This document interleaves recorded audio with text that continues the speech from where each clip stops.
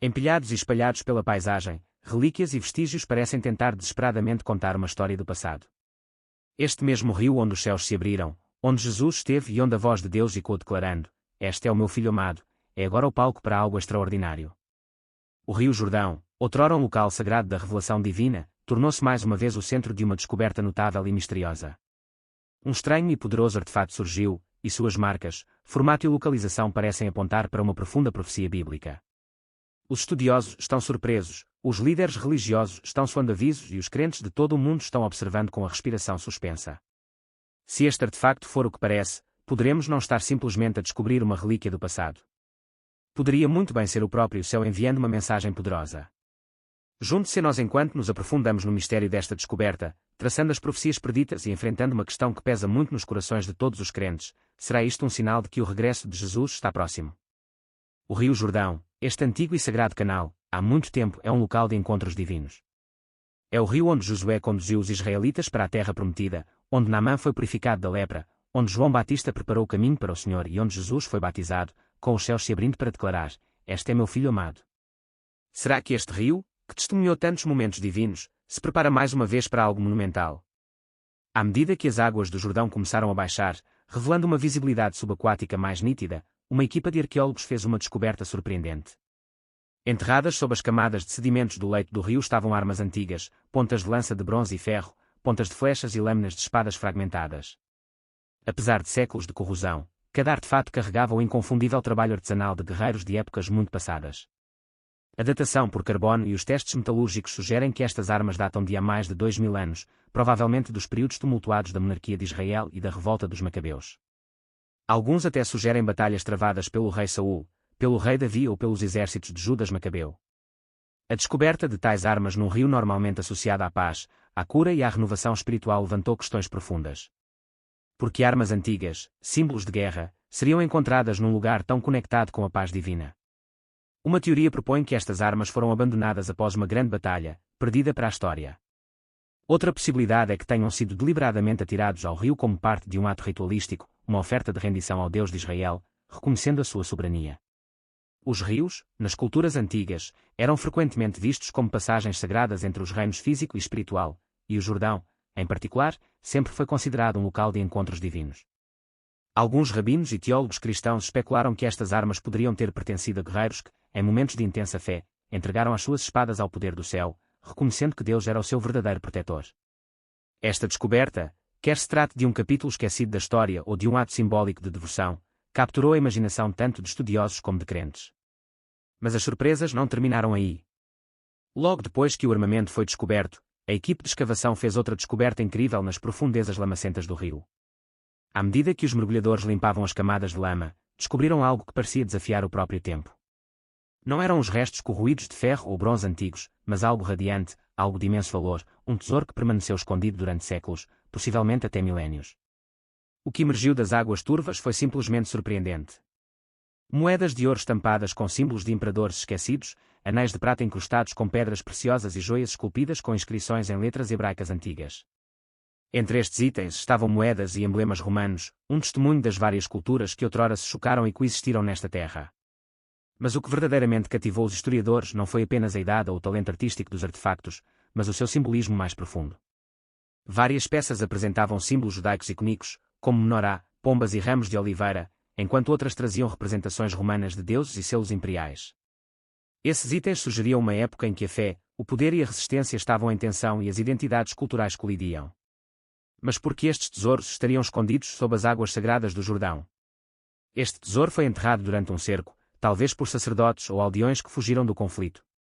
Ou poderia ter sido colocado deliberadamente perto do rio como uma ofrenda, um gesto de reverência espiritual. Alguns estudiosos especulam que estes itens poderiam ter feito parte do tesouro do templo, escondidos antes de uma invasão, enquanto outros acreditam que representam a riqueza privada daqueles que procuraram refúgio perto do rio durante períodos de agitação. Seja qual for o caso, estes tesouros são muito mais do que meros artefactos, são testemunhas silenciosas de vidas vividas à sombra da fé, do medo e da esperança. E o seu súbito reaparecimento, à medida que o Jordão recua, parece quase como uma mensagem divina a revelar-se. Mas as descobertas não pararam por aí.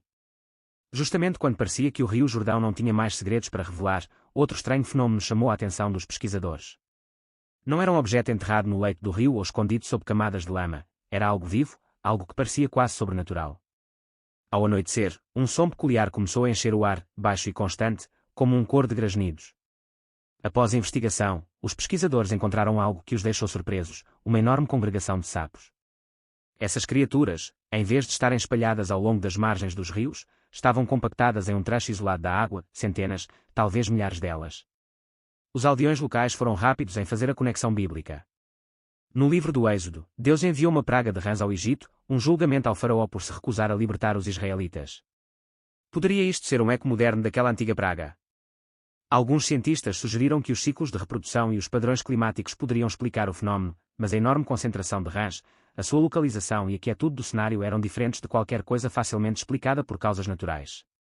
As rãs permaneceram ali durante dias e depois, igualmente misteriosamente, desapareceram.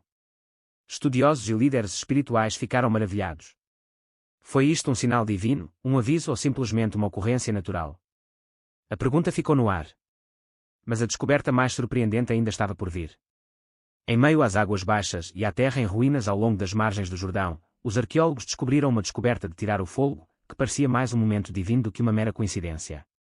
À medida que a equipe de escavação descobria cuidadosamente cantarias antigas, eles tropeçaram nos restos de uma igreja há muito esquecida. Enterrado sob camadas de sedimentos, surgiu um piso de mosaico lindamente preservado, brilhando à luz do sol como um portal para o passado. No centro do mosaico havia uma cruz de pedra, esculpida com detalhes, cercada por imagens vibrantes de peixes, pombas e anjos. Perto dali, erguia-se uma bacia batismal esculpida, notavelmente intacta, contendo os vestígios de uso sagrado ainda visíveis. Inscrições gregas circundavam a obra de arte, muitas delas louvando Jesus Cristo, chamando-o de Salvador, a luz do mundo e a água viva. Os especialistas acreditam que esta pode ser uma das primeiras igrejas cristãs construídas perto do Jordão, um espaço sagrado onde os crentes se reuniam para lembrar o batismo de Jesus. O momento desta descoberta, entre todos os outros acontecimentos extraordinários que se desenrolam ao longo do rio, parece quase demasiado significativo para ser mera coincidência. Será que o Rio Jordão, este antigo canal que há muito tempo é um local de encontros divinos, está mais uma vez a preparar-se para algo extraordinário? Só o tempo dirá. Os símbolos encontrados nestes signos antigos não são mera coincidência. O peixe, emblemático dos seguidores de Cristo, a pomba, representando o Espírito Santo, e os anjos, marcando a presença divina no batismo de Cristo, conforme narrado nos Evangelhos, cada símbolo carrega um significado profundo e intencional. Descobrir tal local numa época em que o mundo anseia por direção e propósito parece quase profético.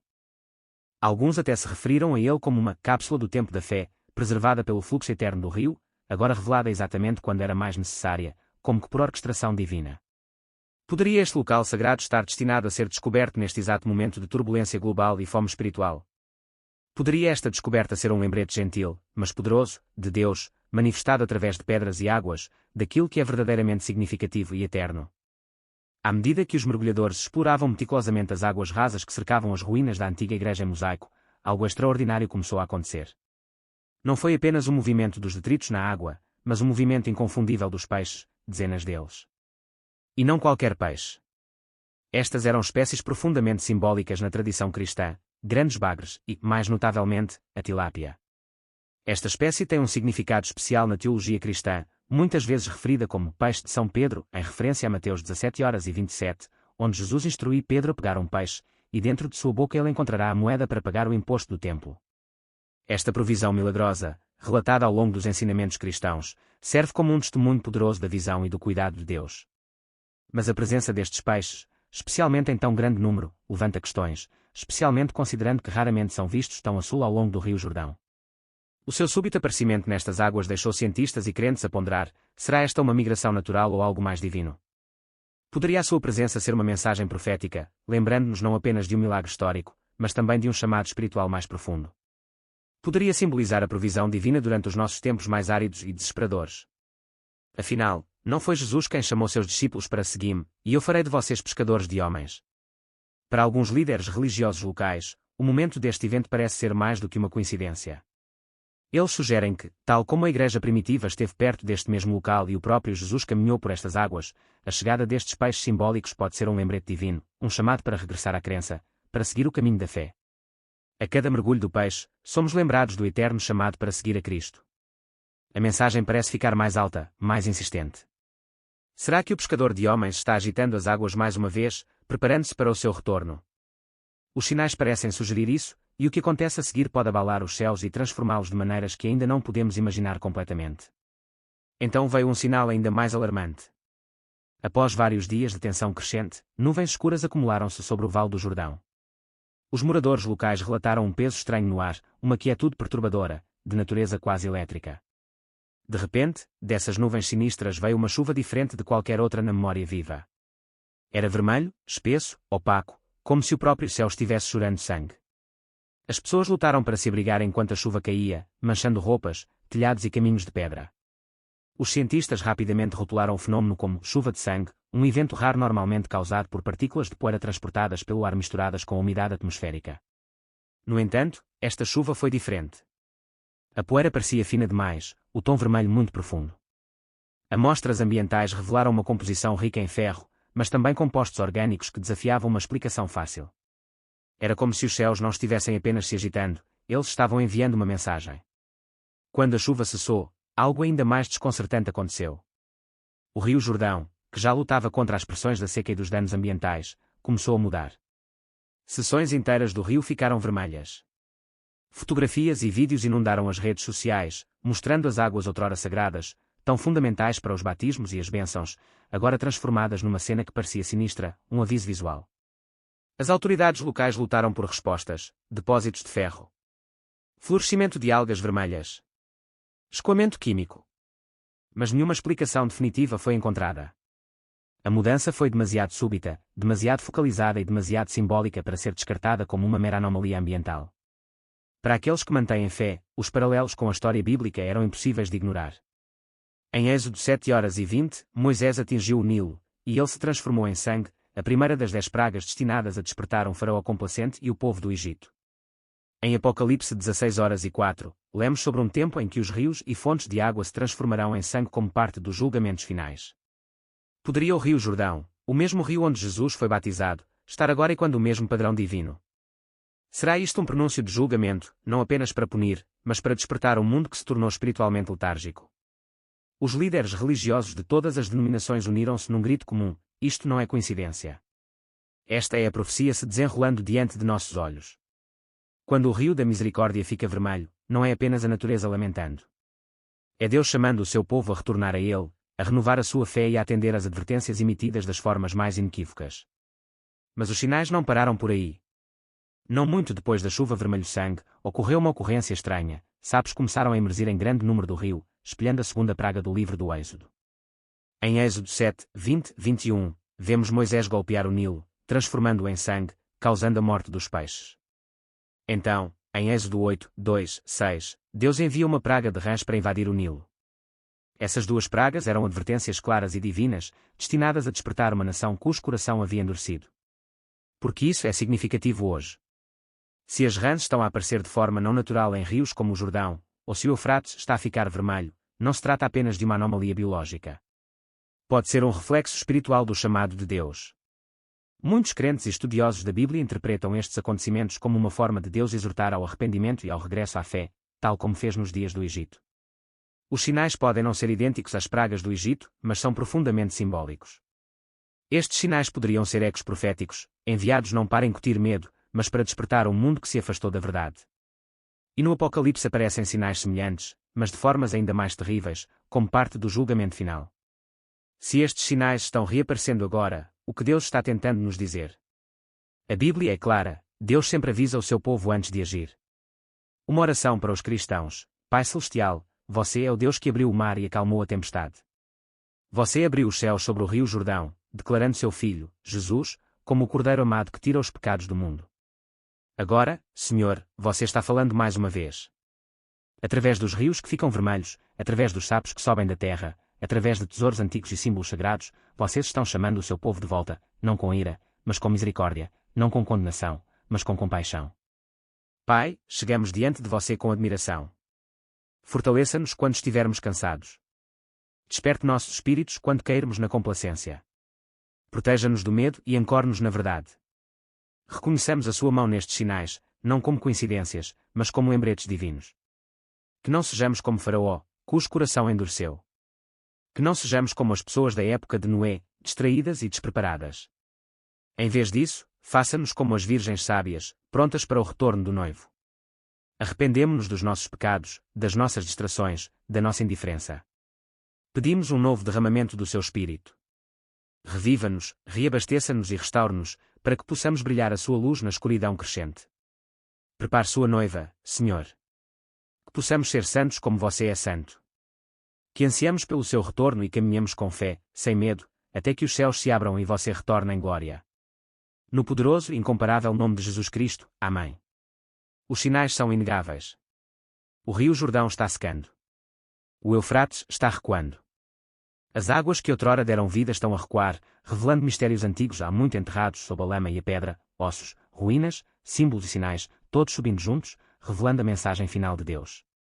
Estes rios, tão centrais na história bíblica, falam mais uma vez. Mas agora, a sua mensagem é mais alta, mais clara e mais urgente do que nunca. O que antes era metafórico agora está se tornando tangível, à medida que o mundo natural se alinha com o sobrenatural. A Terra está revelando verdades antigas, o cumprimento da profecia e os últimos grandes avisos do céu. Jesus advertiu em Mateus 24h37 que a vinda do Filho do Homem seria como os dias de Noé. Na época de Noé, as pessoas ignoravam os avisos. Eles viveram complacentes e zombaram da profecia até que fosse tarde demais. Hoje, a história se repete. Os rios estão ficando vermelhos. Sapos enxameiam as margens. Criaturas estranhas aparecem. Igrejas antigas e tesouros emergem da terra. No entanto, muitos ainda se recusam a ver. Mas os sinais continuam a multiplicar-se. As profecias estão ganhando vida. Do Jordão ao Eufrates, a terra treme. E Deus está chamando. Ele não está em silêncio. Ele é misericordioso o suficiente para enviar estes sinais antes do julgamento final. As pragas das rãs e da água vermelho-sangue não são apenas ecos do passado do Egito. Eles são arautos dos julgamentos finais descritos no Apocalipse. Os julgamentos da trombeta estão se aproximando. Os portões espirituais estão se abrindo. As trevas e a luz estão a separar-se enquanto o mundo se prepara para o regresso do seu legítimo rei. Estamos vivendo em dias proféticos. Este não é um momento para medo, é um momento de fé. É hora de voltar, de se arrepender, de despertar. O céu está emitindo o seu convite final. A porta da arca ainda está aberta, mas não por muito tempo. Em breve, os céus se dividirão. O rei virá e todos os olhos o verão. Alguns vão se alegrar. Outros tremerão. Mas todos saberão que Jesus Cristo é o Senhor. O rei está chegando. Você estará pronto. Estes acontecimentos não são anomalias isoladas, eles ecoam as verdades profundas encontradas nas Escrituras Sagradas, sinais, símbolos e advertências que ressoam através do tempo. Estamos vivendo um momento único na história, onde a profecia não é mais uma mera previsão do futuro, mas sim se revela como a nossa realidade presente. O que foi predito pela Bíblia há milhares de anos está agora manifestando-se visivelmente diante dos nossos olhos. Tomemos, por exemplo, o Rio Jordão, um rio que uma vez se dividiu para permitir que o povo de Deus atravessasse para a Terra Prometida. Hoje, está a separar-se mais uma vez, mas desta vez, com uma missão nova e significativa. Está a revelar a verdade, a mexer os corações e a despertar as nações para os sinais dos tempos. Este rio sagrado é muito mais do que apenas uma característica geográfica, é um lembrete divino, um despertador profético que clama no deserto do nosso mundo distraído. É como um GPS espiritual, realinhando o nosso foco de volta à aliança de Deus, chamando-nos a regressar à sua palavra e exortando-nos a olhar em frente com antecipação para o cumprimento das suas promessas. O Jordão está nos convidando a lembrar quem é Deus, para recalibrar nossas vidas em alinhamento com seu reino eterno. Deus não está em silêncio nestes tempos. Sua voz está ressoando no trovão. Sua assinatura é visível na chuva. Suas advertências estão gravadas em pedra, escritas em águas cor de sangue e sussurradas pela terra trêmula sob nossos pés. Ele está falando não apenas através da natureza, mas através de sinais, através das Escrituras Sagradas e através das próprias águas do Jordão. A verdadeira questão não é se Deus está falando, é se estamos realmente ouvindo. Estamos acordados. Estamos preparados para o que está por vir. A evidência está ao nosso redor. Não está mais confinado a textos antigos, está fluindo em rios, caindo dos céus e subindo da terra abaixo de nós. A escolha agora está diante de nós: continuaremos caminhando pela vida como se nada estivesse acontecendo, ou abriremos nossos corações ao chamado de Deus e responderemos antes que seja tarde demais. O conceito de Deus como a Trindade, Pai, Filho e Espírito Santo, é um dos mistérios mais profundos da fé cristã. Embora toda a profundidade da Trindade possa permanecer além da compreensão humana, nós a aceitamos pela fé porque ela é ensinada claramente na Bíblia. A Bíblia afirma que existe um Deus, Deuteronômio 6:4, 1 Coríntios 8:6, e ainda assim, este Deus existe eternamente em três pessoas distintas, o Pai, o Filho e o Espírito Santo, Mateus 28:19, Lucas 3:21-22, 2 Coríntios 13:14. Cada pessoa da Trindade é coigual e coeterna, nenhuma é superior à outra, João 1:2. Eles compartilham a mesma essência, a mesma natureza. Como o credo atanasiano afirma de forma tão poderosa, nesta Trindade, ninguém é antes ou depois, maior ou menor que o outro, mas todas as três pessoas são coeternas e coiguais em sua essência. Esta verdade profunda chama-nos a adorar o Deus triuno em unidade, reconhecendo o Deus único em três pessoas. Com esse fundamento estabelecido, vamos nos aprofundar na compreensão de Deus, o Pai, a primeira pessoa da Trindade. Deus, o Pai, é infinito e pessoal. Ele é Espírito, João 4:24, e foi identificado como Pai desde a eternidade passada, tanto para seu Filho como para seu povo escolhido, João 3:16-17, Êxodo 4:22-23, 1 Coríntios 1:3. Deus, o Pai, transcende os conceitos humanos de gênero, ele não é homem nem mulher, mas as Escrituras muitas vezes o retratam com pronomes masculinos. Isto transmite sua profunda conexão parental com seu povo, bem como seu papel como Deus autoritário sobre toda a criação. As Escrituras ocasionalmente usam imagens femininas para descrever Deus, o Pai, ilustrando seu terno cuidado e compaixão por seu povo, Isaías 66:13, Mateus 23:37. Embora Deus, o Pai, não seja inferior ao Filho ou ao Espírito Santo em essência, ele detém a liderança funcional dentro da Trindade. É o Pai quem dirige a vontade do Filho e do Espírito, com tanto o Filho como o Espírito submetendo-se voluntariamente a ele em seus papéis para cumprir o plano de Deus, João 14:24-26.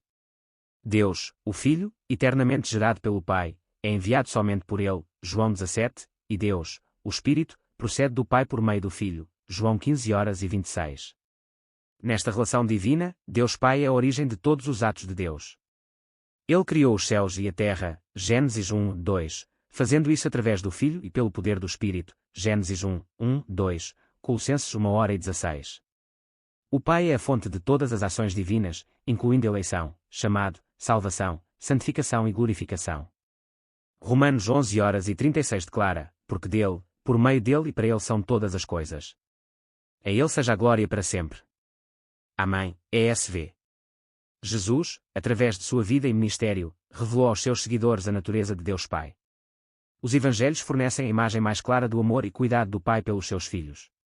Aprendemos que Deus é um Pai amoroso que deseja profundamente ouvir seus filhos, João 16:27, que é a fonte de salvação para todos os que vêm através de Jesus, João 14:06, e cuja vontade deve ser buscada, João 6:38. A Bíblia pinta Deus como um Pai que é perfeito em amor, ao contrário dos pais humanos que podem falhar conosco, o amor do nosso Pai Celestial é inabalável e perfeito. O próprio Jesus nos ensinou a nos dirigirmos a Deus como nosso Pai, e ele compartilhou uma unidade eterna e misteriosa com o Filho e o Espírito como uma divindade divina. Esta unidade faz de Deus a fonte de toda a criação. Os adventistas do sétimo dia afirmam o ensino da Bíblia sobre Deus. Ele é o Pai onisciente, todo-poderoso e benevolente, o Criador, a fonte, o sustentador e o soberano de toda a criação. Ele é justo, santo, misericordioso, lento a irar-se e cheio de amor e fidelidade. Os atributos e poderes demonstrados no Filho e no Espírito são igualmente verdadeiros no Pai, Gênesis 1:1, Deuteronômio 4:35, Salmos 110:14, João 3:16-4:9, 1 Coríntios 15:28, 1 Timóteo 1:17, 1 João 4:8, Apocalipse 4:11. O amor do Pai por nós supera o amor de qualquer pai terreno. Seu amor é perfeito, sua misericórdia nunca seca. Ele é o Pai dos órfãos, sempre presente para aqueles que não têm pais terrenos ou que sofreram feridas. Seu amor é puro e sem falhas, Salmo 68:5, 1 João 4:18. Deus é o Pai de Jesus, nosso Pai no céu, e também o Pai de seu Filho Jesus, que o chamou de Abba, Marcos 14:36, expressando a profunda intimidade de seu relacionamento. Deus, o Criador e sustentador de toda a vida, projetou a humanidade para se relacionar com Ele, da mesma forma que um pai se relaciona com um filho. Ele nos criou à sua imagem, e é através dessa imagem que possuímos inteligência, consciência e capacidade de livre-arbítrio. Nossa capacidade de escolher nossas ações e lealdades nos distingue de todas as outras criaturas, Atos 17:28, Gênesis 1:27. Embora muitas vezes nos desviemos do seu caminho, ele nos deu a liberdade de conhecê-lo e conhecer sua vontade. Nenhuma outra criatura compartilha sua imagem. E desde o início, Deus criou o mundo, criando tudo o que existe, tanto o visível como o invisível. Colossenses 1:16, Salmo 33, 9. A criação do homem não foi um ato distante e impessoal. Em vez disso, era íntimo. Deus se ajoelhou e soprou o fôlego de vida nas narinas de Adão, formando um ser vivo à sua imagem, com a intenção amorosa de caminhar em relacionamento com ele. Tal como a antiga cidade de Petra, transformada sob o reino nabateu num movimentado centro comercial, o amor e a criação de Deus revelam uma ligação profunda e duradoura que transcende o tempo. Tal como Petra era um símbolo de visão estratégica e de habilidade artesanal complexa, o desígnio de Deus para nós, seus filhos, chama-nos para o coração do seu propósito divino, revelado através da beleza da criação, da profundidade do seu amor e da sua soberania eterna sobre tudo. Desde a sua descoberta, o Rio Jordão tem cativado consistentemente viajantes e historiadores, solidificando a sua importância como património mundial da Unesco. É um símbolo poderoso do rico legado cultural da Jordânia, atraindo pessoas de todo o mundo para testemunhar a sua beleza e significado. No entanto, os recentes achados arqueológicos e as interpretações proféticas ligadas ao rio suscitaram conversas intrigantes sobre o seu papel espiritual nos dias de hoje. Estarão estas descobertas no Rio Jordão sinalizando o fim dos tempos? Para muitos que seguem a profecia bíblica, a questão é particularmente convincente. O Rio Jordão tem sido um local de profunda importância espiritual tanto no Antigo como no Novo Testamento.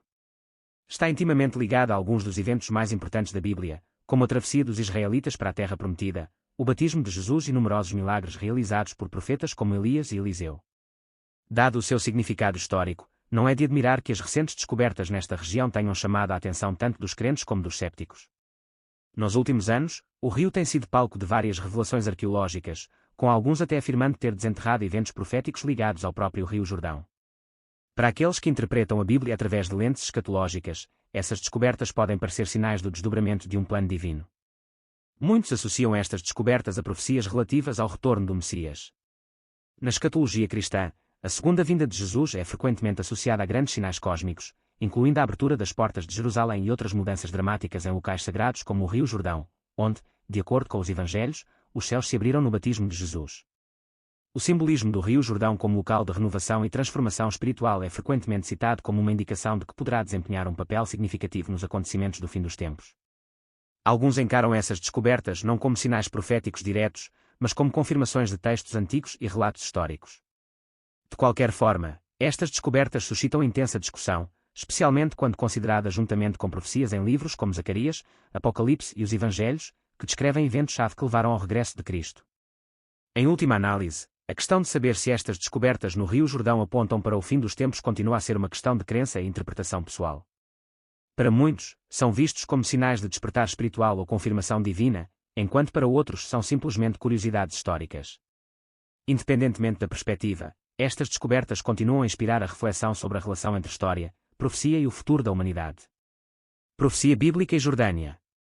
O que a Bíblia revela sobre o papel da Jordânia antes do retorno de Cristo? As profecias em Jeremias 48 e Isaías 15 prevêem a queda de Moabe, o território situado a leste do Mar Morto e do Rio Jordão. Esta profecia começou a se concretizar quando Nabucodonosor conquistou a região após a queda de Judá. Joséfo, o antigo historiador judeu, nos fornece um relato em primeira mão desses eventos. Pois no 5º ano após a destruição de Jerusalém, que foi o 23º do reinado de Nabucodonosor, ele fez uma expedição contra Cilicia. E quando ele se apossou dela, ele fez guerra contra os Amonitas e os Moabitas. E quando ele subjugou todas essas nações, ele caiu sobre o Egito para derrubá-lo. E ele matou o rei que então reinava. Joséfo, Antiguidades dos Judeus, livro 10:07. Em Ezequiel 25, 8, 11, outra profecia é registrada, prevendo a destruição total de Moabe. A passagem detalha o destino das cidades de Moabe e o eventual desaparecimento de Moabe como povo, assim diz o Senhor Deus, porque Moabe e Ser dizem, eis que a casa de Judá é semelhante a todos os gentios, portanto, eis que abrirei o lado de Moabe desde suas cidades que estão em suas fronteiras, e executarei julgamentos sobre Moabe, e eles saberão que eu sou o Senhor. Os registros históricos afirmam o cumprimento desta profecia. De acordo com a Wikipédia, em algum momento durante o período persa, Moabe desaparece do registro histórico existente. Seu território foi posteriormente invadido por ondas de tribos do norte da Arábia, incluindo os Quetaritas e mais tarde os Nabateus. E assim os Moabitas deixaram de ser uma nação. E hoje não reconhecemos o nome de Moabe, uma vindicação da origem divina da profecia bíblica. No entanto, como lemos no final de Jeremias 48, há uma profecia que sugere o eventual ressurgimento de Moab nos últimos dias. Jeremias 48, 47 declara: No entanto, nos últimos dias trarei novamente o cativeiro de Moab, diz o Senhor. Até aqui será o julgamento de Moab. Este versículo levanta várias questões importantes. Primeiramente, o que são exatamente os últimos dias? Um estudo mais aprofundado da Bíblia revela que esta frase se refere a um período de tempo divinamente designado, e parece que atualmente vivemos dentro dele. Este período marca o retorno do povo judeu à sua terra natal, conforme predito em passagens como Oséias 3:5 e Ezequiel 38:16. Na verdade, o estabelecimento do moderno Estado de Israel em 1948 e a onda contínua de imigração judaica, a Laia, são vistos como o cumprimento destas profecias. Daniel 2 também menciona os últimos dias como o tempo em que o reino de pedra de Jesus Cristo retornará à terra para destruir os reinos dos homens e estabelecer o reino de Deus. Isaías 2:3 ecoa isso, prevendo um tempo em que todas as nações ascenderão a Sião e a lei de Deus sairá de Jerusalém. Assim, a resposta à nossa pergunta torna-se clara: os últimos dias estão de facto aqui, e estamos a testemunhar o regresso do povo judeu à sua terra, bem como a aguardar o regresso de Cristo e o estabelecimento do reino de Deus. A restauração de Moab. O próximo ponto de investigação é o que significa quando Deus diz: Trarei novamente o cativeiro de Moab, Jeremias 48:47. Todo o capítulo profetiza a destruição de Moab, e seu eventual desaparecimento como povo está bem documentado. Então, o que significa para Deus prometer a restauração de Moab nos últimos dias? Claramente, esta profecia refere-se à restauração do território de Moab e não ao próprio povo. A Bíblia declara anteriormente que Moab deixará de ser uma nação. Portanto, a restauração, mencionada em Jeremias 48, deve referir-se ao ressurgimento da terra e não ao retorno do povo moabita. Curiosamente, este território foi de facto restaurado. Após o colapso do Império Otomano e o subsequente mandato britânico sobre a região após a Primeira Guerra Mundial, a área conhecida como Transjordânia tornou-se o Reino Haxemita da Jordânia em 1946. É notável, então, que a nação moderna da Jordânia ocupa agora a antiga terra de Moab, cumprindo a profecia de que esta área seria restaurada nos últimos dias. O que mais a Bíblia indica sobre o papel da Jordânia como poder restaurado no tempo que antecedeu o regresso de Cristo? Ao testemunharmos a Jordânia no mundo moderno, vemos o cumprimento destas antigas profecias, e as questões sobre o que isto significa para o futuro continuam a provocar uma reflexão profunda. O legado espiritual do Rio Jordão. O Rio Jordão sempre foi um local de profundo significado espiritual, percorrendo o Vale do Rifo do Jordão, do Mar da Galileia ao Mar Morto, tem sido cenário de numerosos eventos bíblicos. No entanto, talvez seja mais reverenciado como o lugar onde João Batista batizou Jesus, marcando o início de seu ministério público. Sendo o terceiro local mais sagrado do cristianismo, depois de Belém e do Gólgota, o rio continua a servir como local de peregrinação espiritual e renovação para milhões de pessoas. Ao mesmo tempo, a Jordânia, uma das nações mais secas do planeta, enfrenta uma grave escassez de água. Muitas áreas recebem água apenas algumas horas por semana, e esta situação só piorou devido aos efeitos das alterações climáticas e à crescente procura de recursos hídricos. O estado atual do Rio Jordão. Outrora um poderoso rio que alimentou civilizações e sustentou ecossistemas ricos, o Rio Jordão flui agora a uma fração da sua capacidade anterior. Estudos mostram que o seu fluxo de água diminuiu mais de 90% em comparação com o início do século XX, deixando uma mera sombra do seu eu histórico. Apesar disso, recentemente foram ouvidos sons estranhos vindos da margem do rio, fenómenos inexplicáveis que levantaram mais questões. Esta é uma ocorrência natural ou poderia sinalizar algo mais profundo? Tradições antigas e histórias bíblicas falam de estrondos profundos vindos do centro da Terra, que se acredita sinalizarem a libertação de seres aprisionados, sugerindo a aproximação de um grande conflito espiritual. Estas histórias servem como lembretes poderosos da justiça e misericórdia divinas, exortando as pessoas a permanecerem vigilantes na sua fé. O Rio Jordão, através do seu passado e presente, continua a ser uma fonte de fascínio e mistério, entrelaçando profecias antigas, significado espiritual e acontecimentos históricos de formas que cativam a imaginação e provocam reflexão sobre o futuro da humanidade. As características dos demoníos. Na teologia cristã, os demoníos são frequentemente descritos como anjos caídos, seres que já foram criados bons, mas que se voltaram contra Deus. São entidades espirituais imortais e imutáveis, cuja rebelião contra a vontade divina os levou a se tornarem símbolos do mal e da tentação no mundo.